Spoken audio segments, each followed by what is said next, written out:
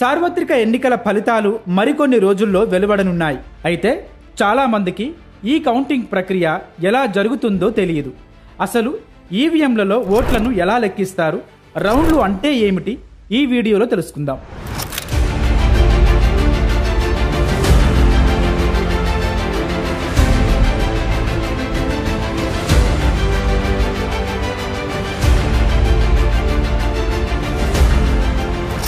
ఎన్నికలు పూర్తయిన తరువాత ఈవీఎం, వీవీప్యాట్లను స్ట్రాంగ్ రూముల్లో భద్రపరుస్తారు. కౌంటింగ్ రోజున ఈవీఎంలను కౌంటింగ్ గదులలోకి తరలిస్తారు. అధికారులందరూ ఉదయం 4 గంటలకే అక్కడికి చేరుకోవాల్సి ఉంటుంది. సెల్ ఫోన్లు, ఇతర ఎలక్ట్రానిక్ వస్తువులను కౌంటింగ్ గదుల్లోకి తీసుకెళ్లడానికి అనుమతి ఉండదు. ఉదయం 5 గంటలకు వారికి లెక్కింపు చేయాల్సిన టేబుల్స్ చూపిస్తారు. కౌంటింగ్ గోప్యతపై సంబంధిత నియోజకవర్గ రిటర్నింగ్ అధికారి సిబ్బందితో ప్రమాణం చేయించి కాగితాలపై సంతకాలు కూడా చేయిస్తారు. ఇక 8 గంటలకు పోస్టల్ బ్యాలెట్ ఓట్ల లెక్కింపుతో కౌంటింగ్ ప్రారంభిస్తారు. 8:30 పోస్టల్ బ్యాలెట్ ఓట్లు లెక్కిస్తారు.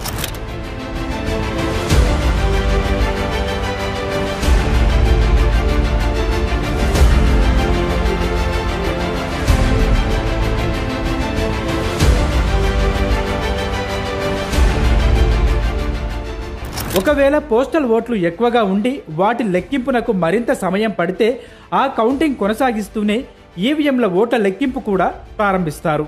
కౌంటింగ్ రూమ్లో ఎన్ని టేబుళ్లు ఉంటాయో ఆ సంఖ్యకు సమానంగా పార్టీ ఏజెంట్లను ఏర్పాటు చేసుకోవచ్చు. కౌంటింగ్ ముగిసే వరకు వారు బయటకు వచ్చేందుకు వీలుండదు. వారికి కేటాయించిన టేబుళ్ల దగ్గర మాత్రమే కూర్చోవాలి. ఇతర టేబుళ్ల దగ్గరికి వెళ్లి కౌంటింగ్ను గమనించడానికి కూడా అనుమతి ఉండదు. ఇక నియోజకవర్గాల్లో ఉన్న పోలింగ్ కేంద్రాలను, వాటి పరిధిలో పోలైన ఓట్ల ప్రాతిపదికన ఎన్ని రౌండ్లు లెక్కించాలో నిర్ణయిస్తారు. ఒక్కో రౌండ్కు 30 నిమిషాల సమయం ఇస్తారు. ఒకసారి మొత్తం టేబుళ్లపై ఉన్న ఈవీఎంల లెక్కింపు పూర్తయితే ఒక రౌండ్గా రికార్డు చేస్తారు. ఒక రౌండ్లో ఒక టేబుల్కు 1000 నుంచి 1200 ఓట్లు మాత్రమే లెక్కిస్తారు. రౌండ్కి 14 టేబుల్స్ వేస్తే ఆ రౌండ్లో 14,000 నుంచి 15,000 ఓట్లు లెక్కిస్తారు. అంటే 1,00,000 ఓటర్లు ఉంటే 8 నుంచి 10 రౌండ్లలో ఫలితం వస్తుంది.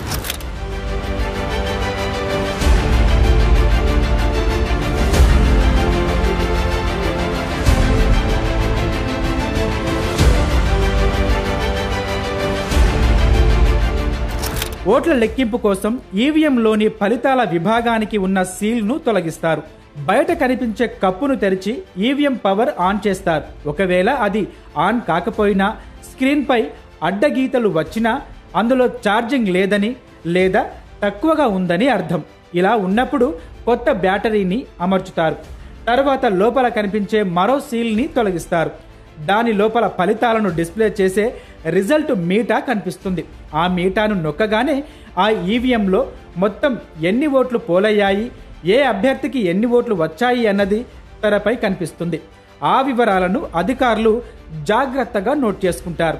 అయితే ఇంతటితో కౌంటింగ్ పూర్తి కాదు. ఈవీఎంల లెక్కింపు పూర్తయిన తరువాత నియోజకవర్గంలోని పోలింగ్ కేంద్రాల నెంబర్స్ను చీటీలపై రాసి లాటరీ తీస్తారు. అందులో వచ్చిన పోలింగ్ కేంద్రంలోని వీవీప్యాట్ స్లిప్పులు లెక్కించి ఈవీఎంలతో సరిపోల్చుతారు. ఆ లెక్కలో ఏదైనా వ్యత్యాసం ఉంటే స్లిప్పులను మళ్లీ లెక్కబెడతారు. ఇలా 3 సార్లు చేసినప్పటికీ తేడా వస్తే స్లిప్పులలోని లెక్కనే పరిగణనలోనికి తీసుకుంటారు. అయితే ఈవీఎంల లెక్కింపుతో ఎవరికి ఎన్ని ఓట్లు వచ్చాయనేది తెలిసినా వీవీప్యాట్ల స్లిప్ల లెక్కింపు పూర్తయ్యేదాకా అధికారికంగా ప్రకటించరు. ఒక రౌండ్ ఫలితాలను అధికారికంగా ప్రకటించాలంటే 30 నుంచి 45 నిమిషాల సమయం పడుతుంది. రౌండ్ పూర్తయిన వెంటనే అన్ని పార్టీలు, స్వతంత్ర అభ్యర్థుల కౌంటింగ్ ఏజెంట్ల సంతకాలు తీసుకోవాలి. మైక్రో అబ్జర్వర్, కేంద్ర ఎన్నికల పరిశీలకుల సంతకాలు చేయాలి. ఏజెంట్లు ఎవరికీ అభ్యంతరం లేదని చెప్పిన తర్వాతే ఆర్ఓ రౌండ్ ఫలితాలు అధికారికంగా ప్రకటిస్తారు. ఈ ప్రక్రియలో ఏదైనా అభ్యంతరం ఉంటే ఓట్ల లెక్కింపు చాలా ఆలస్యం అవుతుంది. అన్ని రౌండ్ల కౌంటింగ్ పూర్తయిన తరువాత ఎవరు గెలిచారు, ఎంత మెజారిటీ వచ్చిందనేది పూర్తి స్పష్టత వస్తుంది.